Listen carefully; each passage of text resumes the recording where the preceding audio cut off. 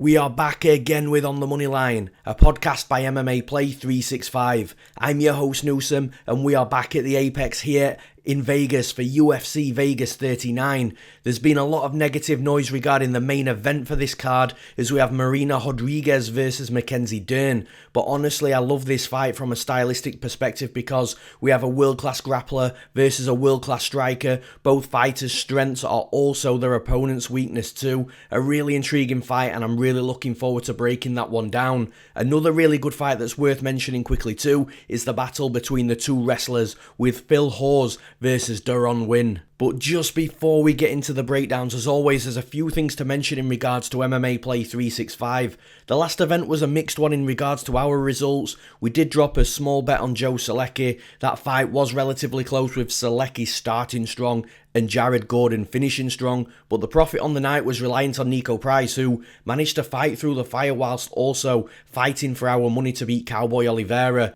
Our money back guarantee dog of the week unfortunately lost a split decision, as we saw Misha Serkinov just not look too great inside the cage on the night. So those subscribers to the dog of the week will of course got their full refund. However, back onto the positives, we did have one of our pre-made parlays win from the Fun Gamblers section. Remember, we have multiple packages on the MMA Play 365 website for all the UFC betting advice and DraftKings and FanDuel advice that you'll ever need. We also have various subscription lengths and options too, so to see our full service list, please go and visit MMAplay365.com for more information or to sign up today. And let's break down some fights. In the main event, we've got 5 rounds of Marina Rodriguez versus Mackenzie Dern. Dern is currently the -165 favourite. The comeback on Rodriguez at +145 as the underdog. As for where the value is on the betting line, I do think the value sits with the underdog in Marina Rodriguez at +145.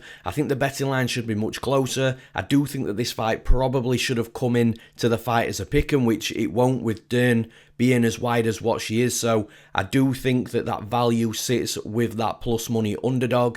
As for where the betting line moves throughout fight week, there has been some fluctuation. The line does shorten up a little bit, but as soon as it does, the money comes back in on Dern, it widens it up again. And I said she's -165, and that's at 5 times. At other books, she is -170, -172. So the betting line is creeping, it is widening a little bit, and I do expect that to be a continued trend throughout fight week. I don't think it's going to go to -200, but I do think Mackenzie Dern's going to close around -185, which will put Rodriguez at around +155, +160. Now, as for how this fight plays out, there's a reason why I thought this fight would be a pick'em. I alluded to it in the introduction to this episode of the podcast, and what you've actually got here is an insane clash of styles, because you've got Mackenzie Dern that is a BJJ ace, a Brazilian Jiu-Jitsu black belt, legit. She's super credentialed in Brazilian Jiu-Jitsu as well. Absolutely no joke when this fight hits the mat. But on the flip side with Marina Rodriguez,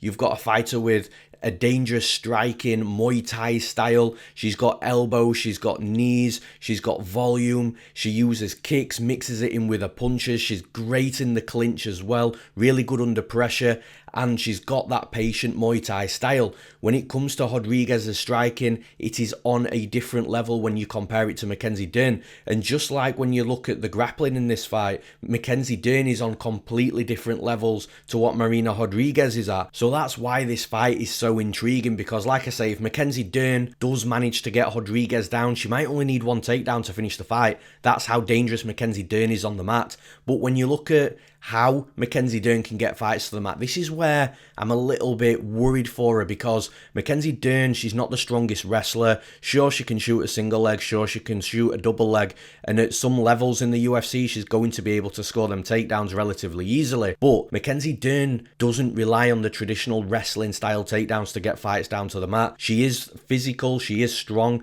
she can catch a leg, so listen, Rodriguez has got to be careful when she's throwing kicks to the legs and to the body, because Dern could catch a kick. But I think Dern's going to have to close the distance here, get into the clinch, tie up with Rodriguez, and look to trip her or drag her down to the mat. Now, this is where the problem's going to lie, because Rodriguez, typically of a Muay Thai fighter, they've got really great balance. We've seen over the years fighters like Anderson Silva, Jose Aldo, Edson Barboza. These fighters with that traditional Muay Thai style have got really good balance, and it makes them really difficult to take down as well. Now, I'm not saying that Mackenzie Dern can't take Rodriguez down. I just don't think it's going to be very simple for her. The other aspect to this as well is if Dern is going to close the distance, she's got to, like I've already said, get into the clinch. But this is where Rodriguez is really strong and really dangerous. And I don't mean strong as in physically, I mean technically. When Dern and Rodriguez close the distance and they're tied up inside the clinch, Rodriguez is just really clever with her clinch work. She can wrap up that Muay Thai plum clinch. From there, she's got elbows, she's got knees. And Mackenzie Dern, to actually take Rodriguez down, has got to get into an area where Rodriguez is really strong. And that's a concern for Dern. Like I said, from Dern's perspective, if she can get the fight down once and have 90 seconds to work, maybe 60 seconds, then she's likely, or she's got every chance of finishing the fight and submitting or ground and pounding Rodriguez out while she's on top. But like I've already said, to get there, I do think that Dern's going to have some challenges. But whilst it's out in the open on the feet and Dern is potentially trying to close the distance, Rodriguez's striking, like I've already said, is on a different level to Dern's. I think Rodriguez will pick her apart. I think she'll land volume on her. I think she could potentially hurt Dern as well. If she drops her or knocks her out on the feet, I'm going to be absolutely, well, not shocked at all. And if Dern starts coming into range to try and close the distance and getting cracked and hit hard, or she does tie up with Rodriguez and she eats a big elbow, it's going to make her hesitant to come forwards even more. And ultimately, I just feel that with this fight, like I said, there's a massive clash of styles with a world-class grappler versus a world-class striker. But with that Muay Thai striking style, it's just very difficult to take that fighter down. That style gives an added prevention to being taken down. So I think that then in turn gives some stylistic advantages to Marina Rodriguez. I think she is going to be very difficult to take down. If Dern can't get takedowns, then she is going to struggle on the feet for sure. And it's for those reasons I'm picking Marina Rodriguez to win this fight. And in the next fight in the co-main event, we've got Randy Brown versus Jared Gooden. Brown is currently the -225 favourite. The comeback on Gooden at +185 as the underdog. As for where the value is on the betting line, I think the betting line's quite accurate, if I'm being honest. It's where I would have expected to see both fighters sitting on that betting line. So I don't think there's too much value, if I'm being honest. If you are going to push me for a value side, I would probably say that Randy Brown might just be the better bet at -225 than the +185 on Gooden. But honestly, like I said, there's not too much in it. As for where the betting line moves throughout fight week, the current trend is the money coming in on the underdog in Jared Gooden, and I actually agree with that trend because Gooden was at +205, which that line was too wide in my opinion. So I agree with the trend that's come back on Gooden. I don't think it goes too much further though. We might maybe see Randy Brown dropping down, shortening down to -200, but I don't think it's going to dip below there. And if it does, then, like I said, that'll just add value on Randy Brown's betting line for sure. But I do think when both fighters step into the cage on Saturday night, the betting lines are going to be very similar to where it's sitting right about now. Now, as for how this fight plays out, I like Jared Gooden as a fighter. He always comes forward. He is relatively durable. He packs power. He moves well. And like I said, that constant forward pressure, wanting to be aggressive, is a good fighter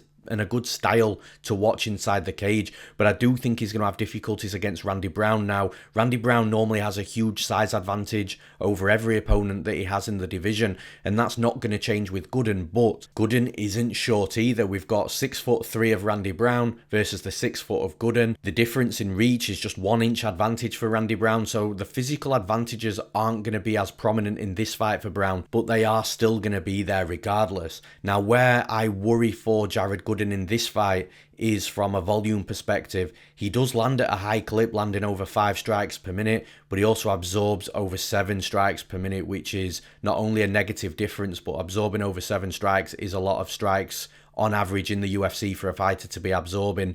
So a lot of that did come from the Alan Jouban fight. He absorbed 168 strikes over the 3 rounds, which is just crazy because Alan Jouban isn't really known for his crazy volume. So for Jouban to land 168 strikes, and Jouban was hurting a lot of that fight as well, it does leave me worried for Jared Gooden because Randy Brown will just throw volume out there. He doesn't pack a ton of power. He doesn't wind his strikes up. It's all an accumulation of volume for Randy Brown. So that style is definitely one that I think Gooden's going to have problems with. Gooden's going to try and keep coming forwards. He's got to try and get into boxing range to try and land something hard on Randy Brown. And he might be able to knock Brown out should he get there. And he will get there in moments in this fight. He's just got to make sure he takes advantage of the moments that he is in that boxing range. Because, like I said, Jared Gooden packs a punch. But outside of that, I do think that Randy Brown is going to be mixing things up better between his punches, between his kicks. I also think Randy Brown's takedown game is a little underrated. Gooden's takedown defense is decent, but he can be got at if you are persistent and consistent with takedown attempts. And if Randy Brown does start looking to take Gooden down every time that distance is closed in the boxing range, it'll not only nullify the areas where Gooden is going to have advantages in this fight, but I do think that we will see a good level of control from Randy Brown on the mat. I think topside Randy Brown could be a problem for Jared Gooden, and ultimately this is where I think the betting line's quite accurate, because I think Brown's going to be able to land volume on Gooden. Brown should be able to get takedowns in this fight as well, should he want them, and if he does, I do think we will see a good level of top control from Brown. I think we'll see him work submissions, land some ground and pound. I don't think he's going to be absolutely ruthless in top position, but I do think he will be able to do good work. And outside of Gooden getting into boxing range routinely and landing something hard on Randy Brown, I do struggle to see him beating Randy Brown throughout the fight. So for those reasons, I'm picking Randy Brown to win this fight. And in the next fight, we've got Tim Elliott versus Matheus Nicolau. Nicolau is currently the minus 190 favourite. The comeback on Elliott at plus 165 as the underdog. As for where the value is on the betting line, I do think the value sits with Nicolau at minus 190. I do think there's an argument that he could be a bigger favourite in this fight. So for those reasons, I do think that he holds that money line value. As for where the betting line moves throughout fight week, Nicolau and Elliott, the line did open much shorter, but there has been that constant stream over the last week or so of money just continuously coming in on Nicolau, and what this has done is just slowly widen the betting line over that last week or so. And to be honest, I do think that that trend continues throughout fight week. I do think we'll see the betting line continue to widen, and I do think we'll see Nicolau coming into this fight roughly around minus 210. It might get up to minus 225. I don't think it'll go too much further than that, because then you will start to see some value creeping in on Tim Elliott. But I do think that Matheus Nicolau is going to come into this fight around minus 210, with Tim Elliott being around plus 175. Now, as for how this fight plays out, it's hard to see that Nicolau doesn't have so many stylistic advantages here, because he's going to be the better striker. He might not be the better wrestler. I do think Tim Elliott's the better wrestler, but the thing is, Nicolau's got decent wrestling himself, and Nicolau's the better BJJ player. So if Tim Elliott does take Nicolau down, which is where Tim Elliott needs to go with this fight, if he is going to have any chance of winning, then Nicolau's good on the mat in regards to looking for submissions or being able to stand back up. And this is one problem. I mean, I love Tim Elliott. I have done for years. But this is one problem that I've always had with Tim Elliott, because he can get the takedowns, but he's so submission over position that he's erratic on the mat. He leaves gaps and openings for fighters to stand back up to the feet. And there's been lesser BJJ players than Nicolau that's been able to stand up against Tim Elliott. And sure, Tim Elliott's got decent cardio. He can rinse and repeat takedowns, and he will turn relentless if he needs to. But the thing is, with the way the judges are scoring fights in this modern era of MMA,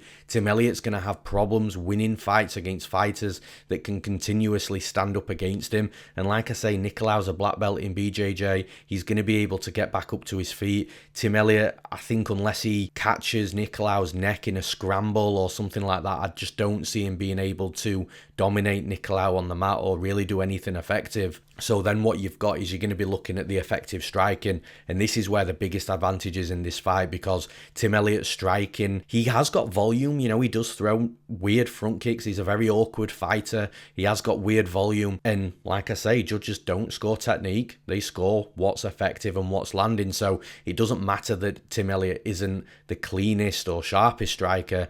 He just tries to land. But the problem with Elliott is his striking defense. He's not defensively responsible on the feet. His hands are down, especially when he does start tiring a little bit. He will come forwards. He will goad his opponent and stick his chin out there, asking his opponent to come forward. And it's that sort of stuff that I think that Nicolau's going to be able to capitalize on here. The striking difference in this fight is not even close. Nicolau's quick, he's fast, he's sharp. And for a fighter whose base in MMA is Brazilian Jiu-Jitsu, how far he's come with his striking and turned himself into a dangerous striker is impressive. And that's just with his punches and his combinations. When you start looking at the kicks he throws, he's got a nasty inside and outside low kick. I think Tim Elliott's going to have problems in this fight. He's got to rinse and repeat and get relentless with his wrestling, but I just don't see how far that's going to be able to take him in this fight. If anything, it's just going to tire him out, which should allow Nicolau to become stronger throughout the fight. The only couple of things to mention here from Tim Elliott's side is Nicolau might get a little bit tired constantly having to defend the wrestling and the takedowns from Tim Elliott. And like I've already said, Tim Elliott might be able to catch or wrap a neck on a scramble. But outside of that, I do think that Nicolau is, if this fight goes the distance, I think Nicolau is going to be able to take at least 2 out of the 3 rounds before he does tire, and that's if he does tire. But like I said, all the stylistic advantages do appear to be pointing to Nicolau, and for that reason, I'm picking Matheus Nicolau to win this fight. And in the next fight, we've got an interesting one here. We've got Mariya Agapova versus Sabina Mazo. Sabina Mazo is currently the -167 favourite. The comeback on Agapova at +147 as the underdog. As for where the value is on the betting line, I do think the value sits with the underdog in Agapova at +147. I'm not sure how many people will agree with me, but I do think that we've got recency bias baked into the betting line a little bit, which obviously I'll talk about soon. And that's why I think there is value on the plus money underdog. As for where the betting line moves throughout fight week, I think there's going to be some fluctuation. There has been already over the last week or so, and I do think we'll see the line closing up a little bit, which will bring Sabina Mazo down to around -155, -150, but then people will just start betting Mazo because that line's gone so short, pushing Agapova out to roughly where she is about now, +147, +150, and ultimately when both of these fighters step into the cage, I don't think this betting line will have pinged off either direction massively, and I do think both fighters are going to be stepping into the cage, sitting roughly where they're at right about now on the betting line. Now, as for how this fight plays out, like I said, I think there's recency bias on the betting line with Agapova.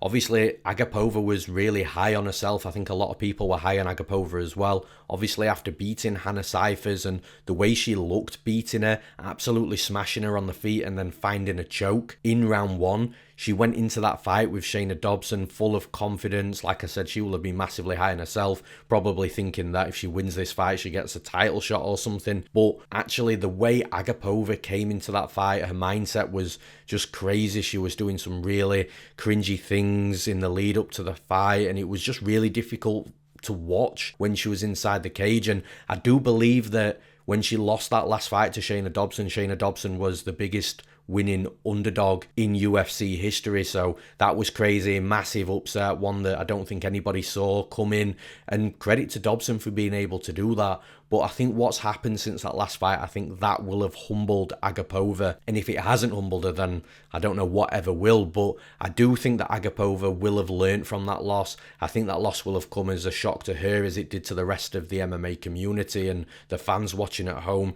And if she has been humbled, I think she's just going to dial it back a little bit in regards to how she approaches this fight, how aggressive she comes out, because ultimately that was the biggest problem in that fight. She came out like a bull, like she had some crazy 25-minute cardio, and ultimately she gassed herself out in the first round by hurting Dobson and then trying to get the finish and it not working, and then Dobson just sort of weathered that storm and came back. I think if Agapova really just calms things down, uses a technical striking in this fight, then her cardio is going to hold up. I think her performance will look better, sharper, cleaner, and ultimately she'll just have a better fight whether she wins or loses. But from Sabina Mazo's perspective, Mazo, for me, again, she's a striker, a lot like Agapova. She's very technical, she's very calm, she doesn't pack a ton of power, and she just looks to accumulate volume with steady aggression.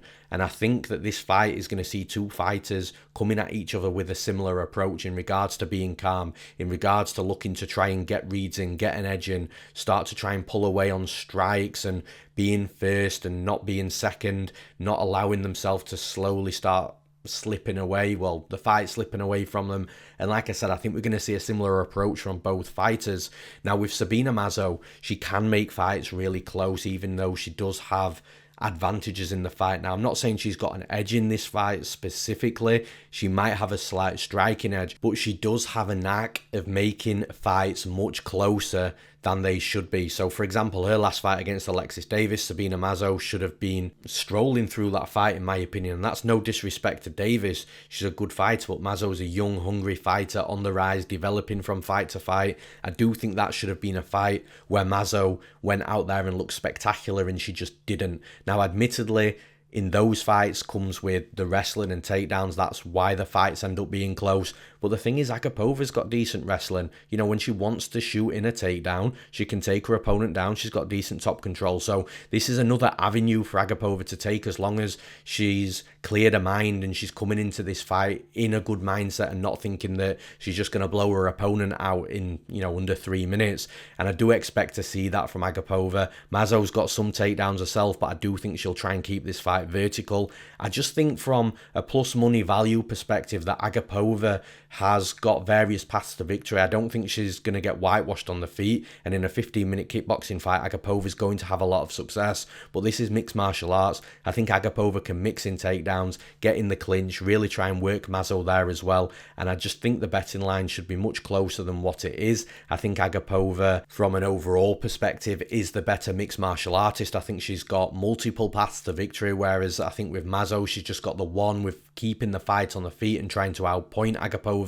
Agapova might be able to outvolume Mazo and outpoint Mazo, but if she doesn't, or if she can't, then she's got that plan B to try and get the fight down to the mat, where we have seen Mazo struggle from a defensive grappling perspective.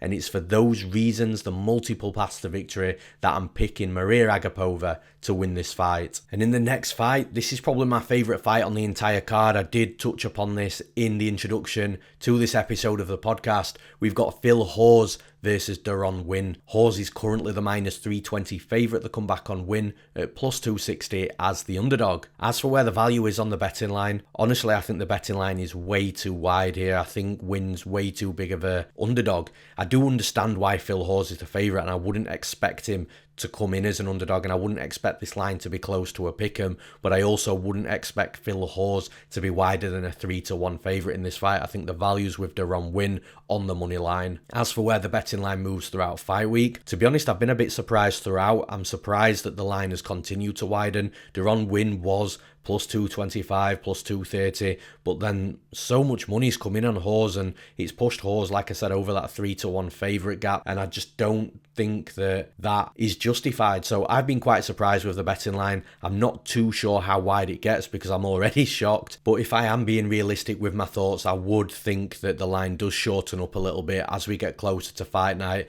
I don't think it's going to shorten a great deal, but I do think we might see Phil Hawes back at that minus 300 line, maybe dipping just below at minus 290, with Deron Winn roughly at around plus 245, plus 250. Now, as for how this fight plays out, it's a battle of the wrestlers, and I think that we are going to see, as ironic as this sounds, we are going to see a true mixed martial arts fight here, because I do think we're going to see a lot of striking. I think we're going to see a lot of clinch work. And of course, we are going to see some wrestling as well, with both fighters liking to take their opponent down. But I think that Deron Winn's going to have more success in the wrestling department, and this is why the betting line, in my opinion, should be much closer. I think Winn's the better wrestler. Winn's obviously the much shorter fighter as well, so he's going to be able to shoot in on the hips of Hawes much easier than Hawes is going to be able to shoot in on the hips of Winn. So I think from a wrestling perspective, Winn's going to shoot takedowns, he's going to score takedowns.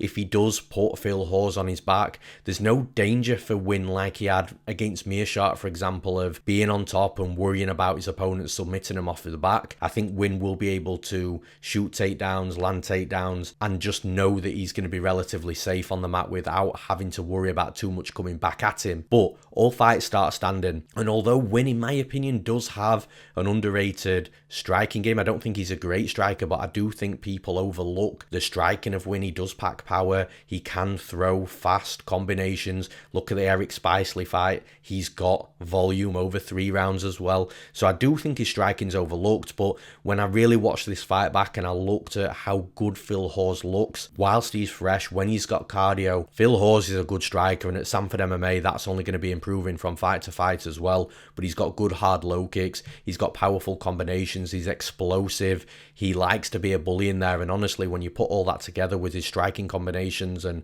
how he mixes things up, I think Phil Hawes' striking is quite overlooked as well. I think he's going to cause a lot of problems for Winn, especially if he starts hammering Winn's calf with the calf kicks early on in this fight. I think that could be a really good tool for Phil Hawes to come out with. The only knock that I have with Phil Hawes is this cardio issue, and I don't think it's a generic cardio issue. I think it's a cardio issue when he's forced to wrestle, and I learned that in the last fight against Kyle Dorcas, where it was actually Dorcas that gassed, and Phil Hawes, who didn't wrestle too hard, especially early on, kept his gas tank, kept his cardio in check and looked good in that fight. So I think if Deron Winn really gets that wrestling going, really makes Hawes work early in this fight, then that could set him up to look better the longer the fight goes on.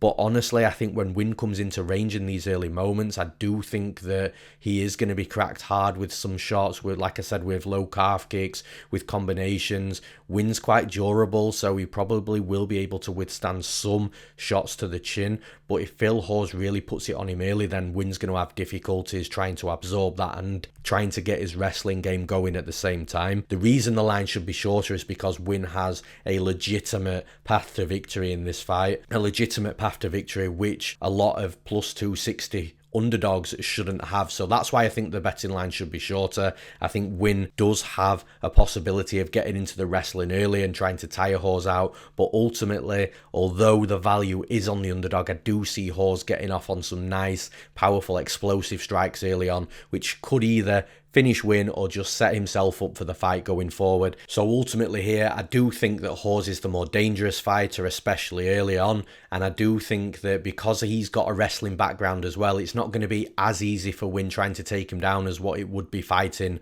a pure striker, for example. That gives the slight advantages to Phil Hawes from a style perspective. Like I keep reiterating, the value is on Deron Winn, but it is Phil Hawes that I am picking to win this fight. And in the next fight, we've got Chris Gutierrez versus Felipe Colares. Gutierrez is currently the minus 250 favourite. The comeback on Colares at plus 210 as the underdog. As for where the value is on the betting line, I did expect the betting line to be around this sort of line. I do see some slight value on Chris Gutierrez still at minus 250, even though it's entering parlay territory. And as for where this betting line moves throughout fight week, I do think the line's going to widen a little bit. I do think Gutierrez will hit minus 275. He might even hit minus 300 come fight night. I do think that'd be the limit, but I do think he could get up to minus 300. As I've already mentioned in regards to talking about parlay territory, I just see Chris Gutierrez being a parlay piece for a lot of people, and because of that, it will widen the betting line.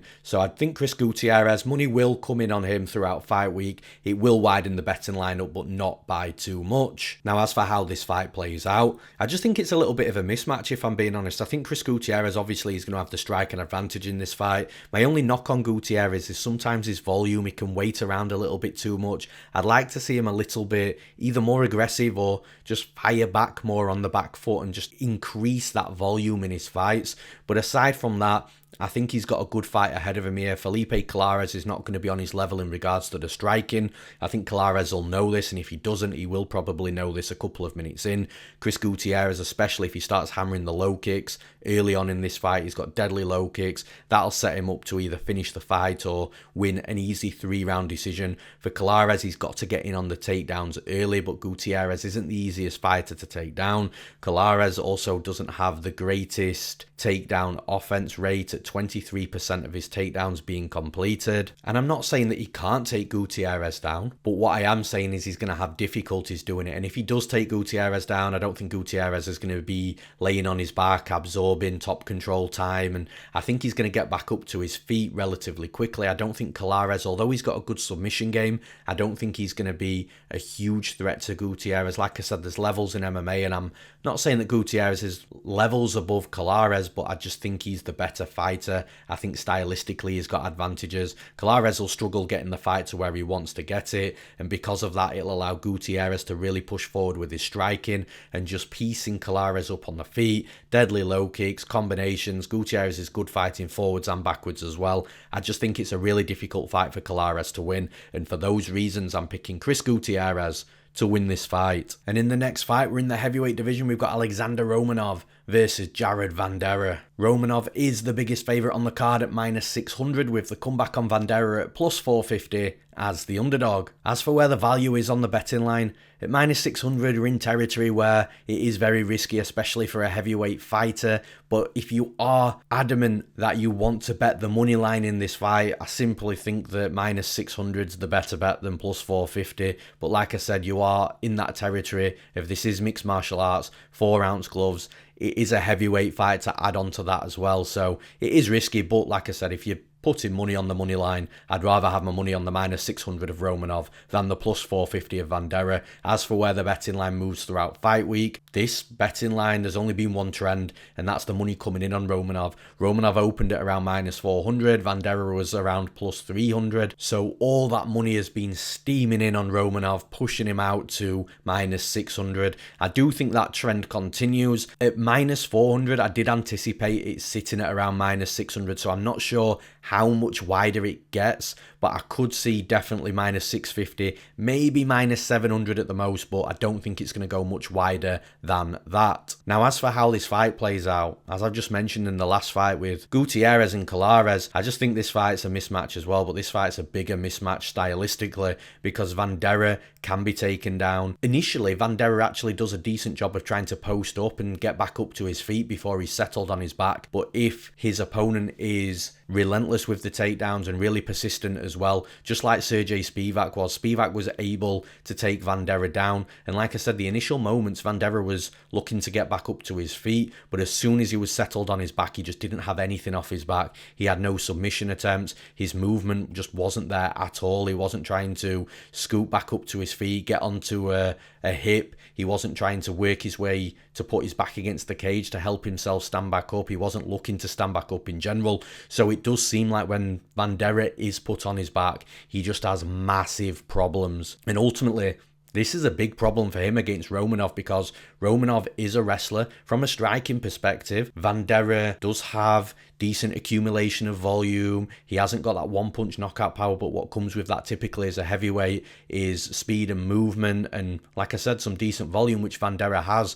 But Romanov's striking is also quick. He's also light on his feet. He also packs big power in his punches, which sets his opponents back into the cage, and that's where Romanov wants his opponents so he can shoot takedowns. Back into the takedowns, I think he's going to get Vanderaa down. Again, initially, Vanderaa might do a decent job of trying to resist and stay vertical, but eventually Romanov's going to get to him. And when Romanov's on top of Vanderaa, it's going to be a nightmare for Vanderaa. If Vanderaa thought he had a tough time against Spivak, it's going to be even worse with Romanov on top of him, who is much heavier, much bigger. He has real ground and pound. He has submission attempts himself, weird forearm chokes also. You know, Romanov's just a nightmare to deal with on the mat. In his last fight, he didn't look spectacular, but he was fighting Juan Espino, was also a solid wrestler, also a legit BJJ black belt. This fight's different for Romanov. It's much simpler for him, in my opinion, unless Vanderaa just does land that big one punch that knocks Romanov out in that first round. I think Romanov's going to cruise in this fight, get the takedowns, get the top control time. He's going to land ground and pound. He's going to be looking for submissions. If he doesn't find a finish in that first round, he'll rinse and repeat second round. If he doesn't find a finish then, he might be quite tired. His cardio can be a little sketchy getting into the third round, but you've got to assume at that point that Jared Vandeera's cardio is also going to be absolutely wrecked. Could be a sloppy third round, but either way, Romanov would have took the first two. Again, that's without the finish. Multiple paths to victory, a big stylistic advantage for Romanov, and that's why I'm picking Alexandr Romanov to win this fight. And in the next fight, we should have a grappler's delight. We've got Charles Rosa versus Damon Jackson. Jackson is currently the -175 favourite. The comeback on Rosa at +155 as the underdog. As for where the value is on the betting line, I do actually think the value sits with Damon Jackson at -175. And before I went into tape with this fight, I didn't think that I would come out thinking that, but I do think the value sits with the favourite. As for where the betting line moves throughout fight week, this has been fluctuating a lot. Damon Jackson obviously opened much shorter. He was around -140, come all the way up to -175. He went even further, up to -185, -190, but it does seem like that -185 for Jackson's a brick wall. As soon as he hits that, money comes in on Rosa, and ultimately I think that's going to be the trend throughout fight week. I think when both fighters step into the cage on Saturday night, the betting lines are going to be sitting roughly where they're at right about now. Now, as for how this fight plays out, honestly, you've pretty much got a grappler versus grappler matchup here. And from Damon Jackson's perspective in this second stint in the UFC, he's had a really tough strength of schedule. He did win in his second debut in the UFC against Mirsad Bektic, but he wasn't looking too great throughout. He was getting taken down, and he did get the guillotine. At the end of that third round, he managed to submit Bektic and win the fight. But like I said, he was losing throughout. And then in his next fight, he comes in there against Elliott, who knocks him out in round one. Toporia's a beast from a striking perspective, grappling perspective, everything. Toporia's a solid fighter. So losing to Topuria and looking the way he did against Bektic, listen, there's no shame in any of those. But he does have a significant step down in competition in this fight against Charles Rosa. And actually with Rosa, it's a bit of a strange one because like I said, traditionally, primarily, he is a grappler. He's a legit black belt in BJJ, but he just comes stuck against other grapplers that are a little bit unorthodox, that are a little bit erratic on the mat, that look for submissions and just ultimately are very tricky to deal with on the mat. So against Bryce Mitchell, and again, you know, there's no shame in losing to Bryce Mitchell. Bryce Mitchell's a solid fighter, but the way Rosa lost was just very surprising. He got completely nullified on the mat. He was stuck on the mat. He couldn't do anything once Mitchell got that fight down. And then against Darrick Minner, this is a little bit more concerning because although Minner's not a bad fighter, Minner completely did the same thing as what Bryce Mitchell did, just not quite as good. Minner got takedowns, he was a nightmare for Rosa to deal with, and Rosa just couldn't handle that very awkward, tricky grappler. And then when you look at Damon Jackson, Jackson is also that awkward, tricky grappler. So he's one of those fights where we've seen Rosa just struggle on multiple occasions against the exact style that he's about to face inside the cage. Damon Jackson's got decent wrestling as well. He can shoot a double leg, he can take you down. I don't think Rosa's takedown defense is that great. So when it comes to the wrestling and the grappling in this fight, I just think it's going to be Jackson that's on the offense. I think Rosa will struggle to take Jackson down, but if he does, Jackson will scramble with a submission attempt or something and look to try and get himself back in top position. But ultimately, I think Jackson's defensive wrestling, although like I said, he was taken down 7 times against Bektic, it's a different level of quality wrestling here. I don't think Rosa's going to be able to take him down as easily. Like I said, I think if anyone's on the offense with the wrestling, it is likely or more likely to be Damon Jackson. And then when Jackson's on top of Rosa, I think Rosa's going to get stuck. Now, obviously, all fights start standing. You look at the striking, and Damon Jackson is not the cleanest striker. He's not the crispest striker. In fact, if you look at it from a technique perspective, I think Rosa's technically the better striker. But man, Damon Jackson's striking is just really deceptive. From the eye, it doesn't look like he packs much power at all. But when they connect on his opponents, he rocks them, he hurts them, he knocks them out. So what that tells you is that the range that he decides to start striking from is timed perfectly, engaged perfectly. So I think that whilst this fight's on the feet, when Rosa starts to engage with his striking, I think Jackson's going to be able to crack him. Now, I don't think it's going to be too straightforward for Jackson on the feet because Rosa can be quite evasive with his striking. But once Jackson starts connecting, I do think he could hurt Rosa. I think, like I said, from an offensive wrestling perspective, Jackson's the more likely to be offensive here. On the mat, Jackson's got to be careful that he doesn't sleep on Rosa, because if Rosa does throw up an armbar or a triangle, all it takes is one bad move, one mistake, one moment of being a little too erratic, and then Rosa can wrap you up and submit you. Jackson's got to be careful of that. But outside of that submission attempt from a mistake that Damon Jackson makes, I think that he should have all bases covered in this fight, and it's for those reasons I'm picking Damon Jackson to win this fight. And in the next fight, we've got a short notice fight here. We've got Lupita Godinez versus the UFC newcomer Silvana Juarez. Now, Silvana Gomez only stepped in last night of recording of this podcast, of course, so there isn't many books out there with odds for this fight yet, but we do have one from Bet Online that's got Godinez at -360 with the comeback on Gomez.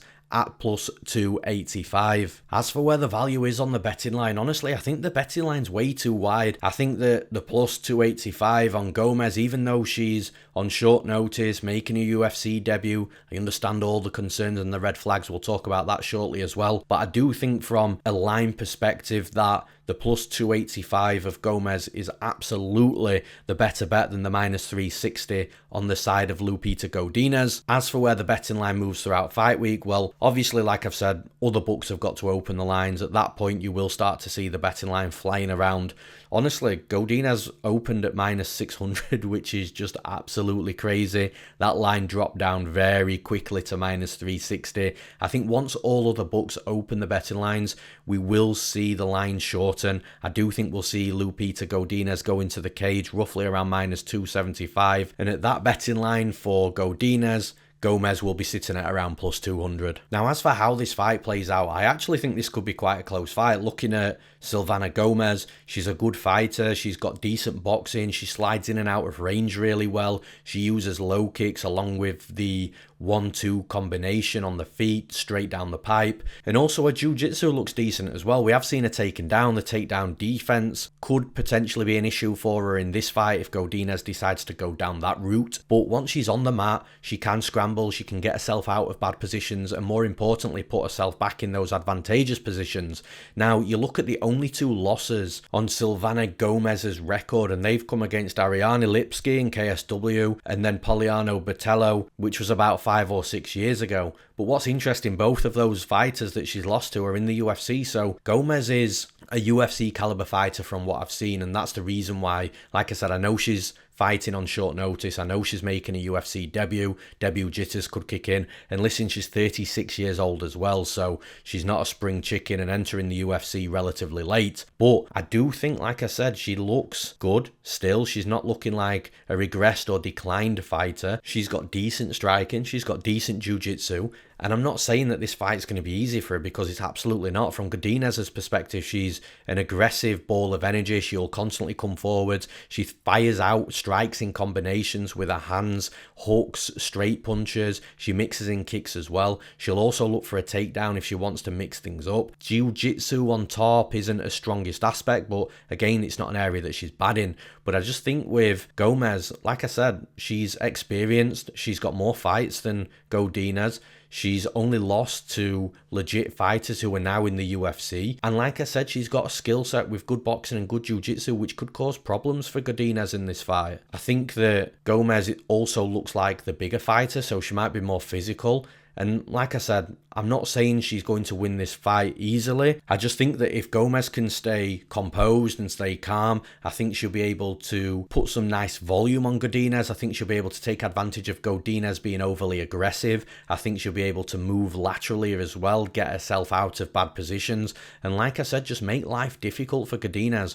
Godinez is a really good fighter when her tail's up, so to speak, and she's coming forward and she can feel that she's got so much power and so much speed and she's got huge advantages and she's taking over the fight. It's those types of fights where Godinez really thrives on and really grows into. But once she starts feeling some resistance from Silvana Gomez in this fight, once she realizes it's not going to be as easy as she might think it's going to be, I think her confidence drops a little bit, and that'll allow Gomez to come into the fight. That'll make the fight close. And I just feel that even though, like I've already mentioned numerous times, there are obvious concerns and red flags with this fight being on short notice, a UFC debut, and also, like I've mentioned, Gomez coming into the UFC a little bit later in her life, but she's got experience, she's been around the game for years, and I do think that she can make this fight close enough where she could be able to sneak it on the scorecard should obviously it get there. For those reasons, I'm picking Silvana Gomez Juarez to win this fight.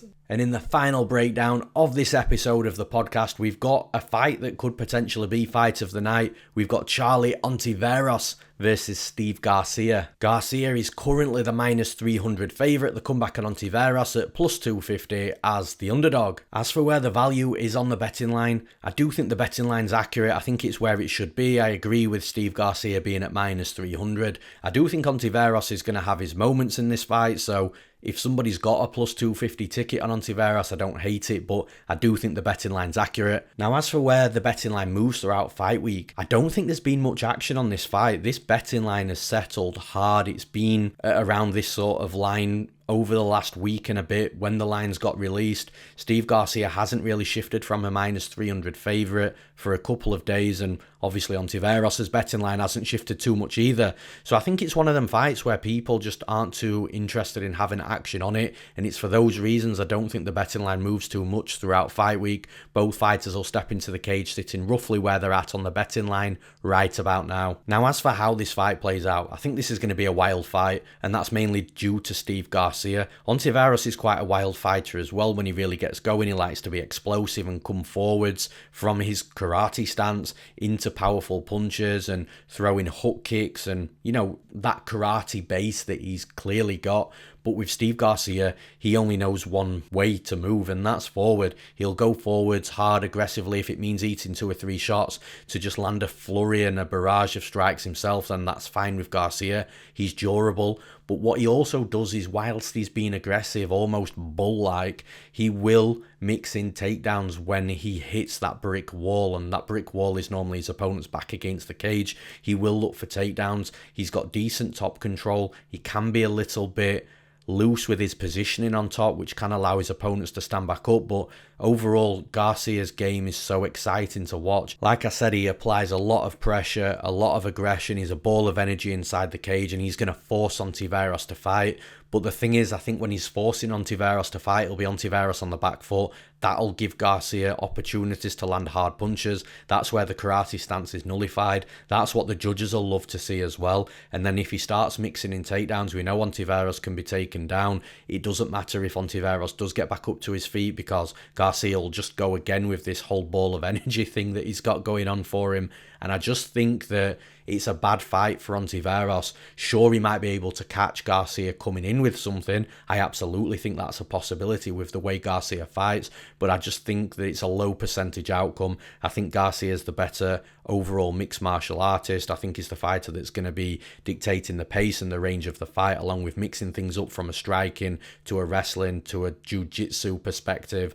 And for those reasons, he should have more paths to victory in this fight. He's rightly favoured to win this fight. I'm picking Steve Garcia to win this fight. And that's all for this episode of On the Moneyline. I hope you all enjoyed it. And as always, fight fans, I'd appreciate all the likes to the video and subscriptions to our MMA Play 365 YouTube channel too. If I've ever helped you win a bet and win some money with my analysis and predictions, then please hit that like button and subscribe to the channel. Remember, you can get all the betting advice you'll ever need over at MMAplay365.com. We cater for long-term gamblers that like to build their own bets and strategies, gamblers that just want to follow exactly what I bet on, and we also cater for you fun gamblers that like the long shot, fun parlays, or ACCAs, accumulators as we call them in the UK. Even if you only want our best value underdog for the event, which comes with a money back guarantee, by the way, we have plenty of different packages and subscription options for you guys to choose from, which also includes our DFS packages for DraftKings and FanDuel too. All our subscriptions are at very affordable prices. Just hop onto MMAplay365.com and see what's best for you. Thank you all for listening, and we'll see you at the next event.